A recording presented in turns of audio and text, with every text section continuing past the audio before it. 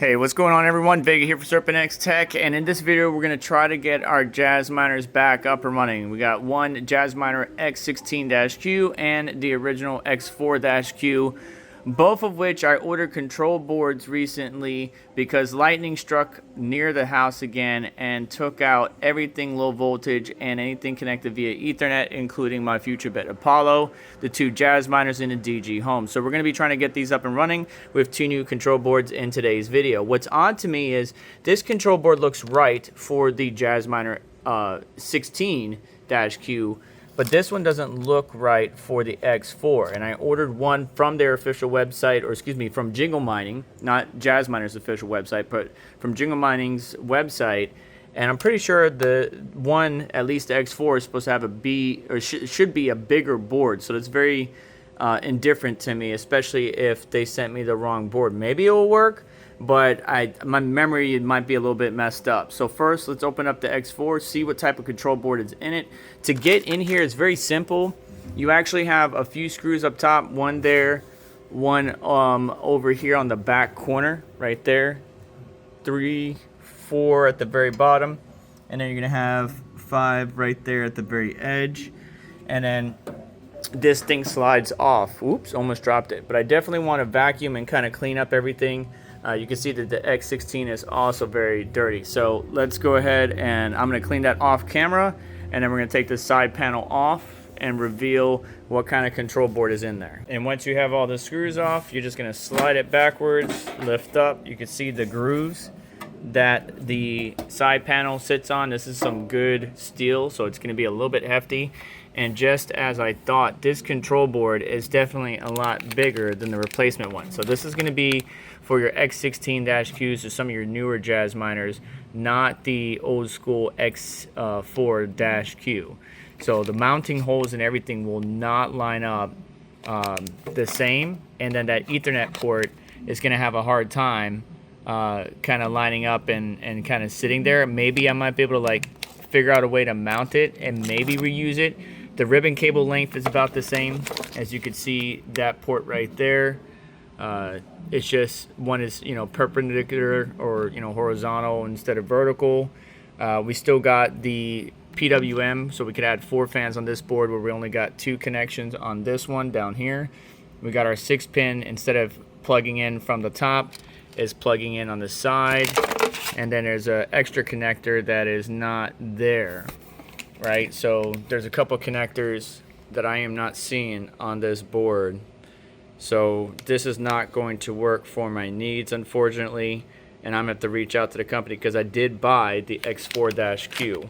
So let's switch over to the X16-Q. Basically the same thing. The side panel comes off. You got 1, 2, 3, and there's going to be some down the back side here, I believe. Yep, sure enough. And then you got some more at the bottom. Slide the panel off the same way and reveal the control board. Just note, there's going to be one more screw hidden underneath probably a warranty sticker. Mine is right here. You can kind of feel it. So there's 3 on the back side, and then 2 on the bottom and top, making a total of 7 screws. So you're gonna have to either peel that off or just stab through it like you do with most warranty stickers here in the United States or North America. Sorry for the background noise, but we got the side panel off, revealing the main hash board and these massive heat sinks that keep your ASIC chips cool on this particular Jasminer. You can even see the Xilinx Spartan 7 chip here, and it's really just connected with one ribbon cable from the main hash board to the control board, your 6-pin power, your power supply connector, which is another 6-pin but a proprietary connection. I forgot what the name of that one is. And then your 3 PWM fan connections, and there's 4 on the board. But to get this control board off, there's actually a screw up here. There's a screw that connects to the side panel right there, and that lives right here. And then there's another one body antenna, and then one more at the very bottom. And this one is actually spring loaded right here, and that allows you to safely slide the control board back and up. But be careful, because you have a little antenna connection down here that's going to get hung up on some of the power cables, and that is for obviously your antenna that's on the back side here. So just be careful when you're pulling this control board out. But this is the X16-Q control board, and I believe similar models. They sent me two of the same, so it's not going to work for the X4, but it will at least get me the Jasminer X16-Q back up and running. And also, these are your power, right? So these metal bars right here, be very careful with them. Obviously, you shouldn't be doing this with electronics on. This device has been on for a while, but just be very careful. To replace the power supply, you would have to disconnect those bus bars right there. Not too much of a pain, just be careful. And then you can see the whole entirety of the Jasminer X16-Q, including this front panel, which is just basically providing your fault lights, your normal reset functionality. So that's a daughter board. It connects, and okay, so that's that 6-pin. This 6-pin connection is more for comms, not really power supply management, which I believe on the old X4-Q, one of those wires is for communications between the power supply and the unit. But I could be wrong about that too, because look, here are the comms connection up front going to that board. So maybe it doesn't provide like power draw or anything like that, which I would hope it would. We could see on this power supply, you could see the meter right here, right? This little ring right here, that's giving you your power reading. Whereas on this one, I do not see anything. So I wonder how they're getting their power reading. Maybe it's coming through the comm ribbon cable. But now let's swap out the control board, just a few screws, lift up, and get the new one on. Of course, though, they zip tied everything. Super annoying. So we're going to need to cut that off because the fan PWM connection is zip tied to the mounting bracket for the control board. All right, both control boards are now in front of us. Something I would like you to note is look at how bulged this Ethernet port is versus what it's supposed to look like. You see this top part here, how it's just flat, while this one over here, you can see how bulged it is, and it's almost looking like a little bit darkened, right? Because the outer shell of this Ethernet jacket or this port is your ground. So obviously it fried it pretty good. Not seeing anything dramatic on the PCB that stands out to me. Maybe this chip's a little bit hurt, and that might be your controller right there. You could see actually it's a piece of it that's missing. This is what it's supposed to look like, right? Let me zoom in for you. That's what it's supposed to look like, but instead it looks like that, where you can clearly see the top of it is just gone. So that got blown off, hence the reason why the control board's dead. Now we just need to take off 1, 2, 3, 4 screws. I don't see any extra. And be careful with this antenna, just pull up on it, it pops off, and swap over the control boards. Alright, now we're ready to go in. So we're just going to go ahead and slide this in very carefully. First, make sure you clip your antenna on, unlike me. We need to make sure we clip it on. Here's our port or connection right here. So we got to clip that on, and then we're going to slide it into its mounting section. So it's kind of going to go down like this and slot in. Move your cables and everything out of your way for ease of installation. Now I'm going to start with this screw up top and that bottom one first, which is below all the wires, and then I'm going to tackle the ones in the rear here by the antenna and on the side of the case, just to make sure nothing moves on me, and then install all the wires in their rightful places. Just taking it one step at a time. Super easy to do. You could probably do it without having to record or show anybody in about 5 minutes if you're quick about it. But if you're extra cautious, I understand why you would be. So now we got to move all these wires out of the way. You could do this by hand. So it is a captive kind of like thumb, like almost like a computer case thumb screw. So you could just tighten it just like that, and that would work just fine. And now we could go on and tackle these two as mentioned. Personally, I plug in everything one by one. I completely forgot where was this ribbon cable? Was it in this slot or this slot? Because some of these boards, if you put them in the wrong one, it could not work out. I know the fans were like this, right? So the far left PWM port is the first one, and then the second one is right here. So, I mean, if you took a picture like I recommended, should be super easy. but I do need to remember which one was this, and that's just by looking back at my camera.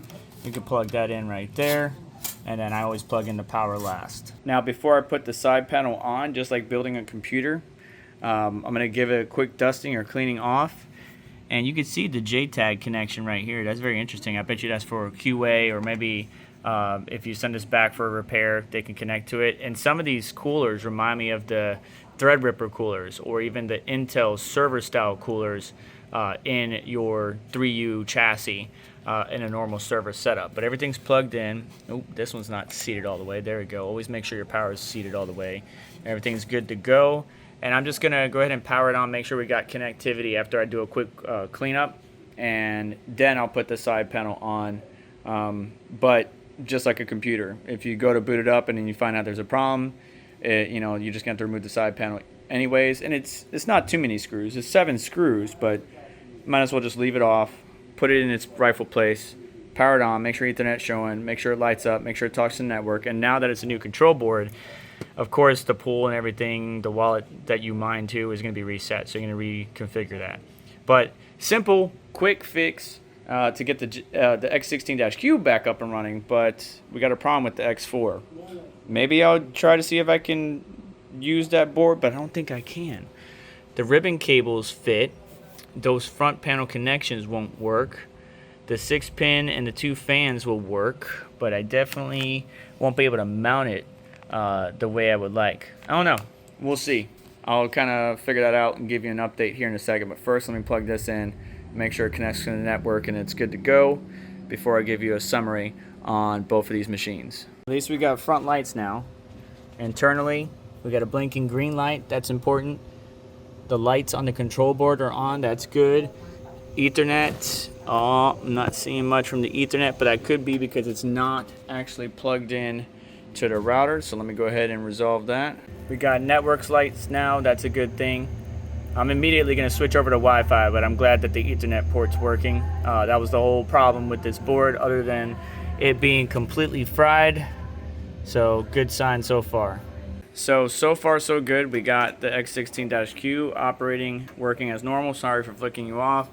And then this one, we have the secondary control board that's not made for this thing, jankily kind of hooked up. We got our 6-pin power, we got our 2 ribbon cables that do match, and then we got our 2 fan cables, but we are not utilizing the front communication cables, the red and black that are back there, that run all the way to the front. So let's see if we're gonna burn this thing down and power it on and see if the lights come on. Okay, that's good. We got comms on the hash board. You see the green light back there. We got comms on the control board. And then we could tell we got Ethernet lights because it's lighting up. Now, whether or not this is compatible and will work, I don't know. Not the best mounting mechanism because that control board is not really properly grounded to the chassis. But I might have to figure out something for it. Or Jingle Mining team, I'll talk to them and get the proper control board for the X4-Q. But we have no lights up front, so we can't tell if it's fault or anything like that. I'm just gonna have to log in online and see. So let me go ahead and do that, see if we can get both these machines communicating and talking online. Well, this one, the X16-Q, we're already hashing on unminable, mining ETChash or ETHash and converting it to Solana or another token. Does the X4 work? Let's find out. Yeah, no dice. The logs are saying temperature failure. It can't read the temperatures. There's a communication problem. Even though this control board looks like it's working, it's sending all the right signals, there's a communication problem between the control board and the hash board. So this will not work. But at least we got one up and running. So now it's just a problem of reaching out to Jingle Mining and seeing if we can get the correct board for the X4-Q. Last time I bought one off of eBay, but they're not available on eBay right now. These devices, the X4, are older. A lot of people have been going to the X16 or newer, like the X44-Q, which I would love to get my hands on in the future. But at least we got one up and running.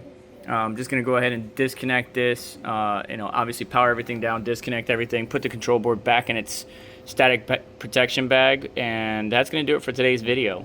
I'll keep you guys posted on the X4, whether or not it's up and running. But I thank you so much for hanging out with us in this long video. and hopefully you know how to replace the control board on X16-Q now. And the 4 is even simpler because it doesn't have any weird mounting mechanism. Just got 4 screws. It's sitting right there all for everybody to see, and you just gotta get at it, disconnect some connections, and then you'll be back up and running in no time. Do me a favor on the way out, hit that like button, make sure to get subscribed, hit notification bell, check out additional links down in the description, and I'll catch you in the next one. Take care.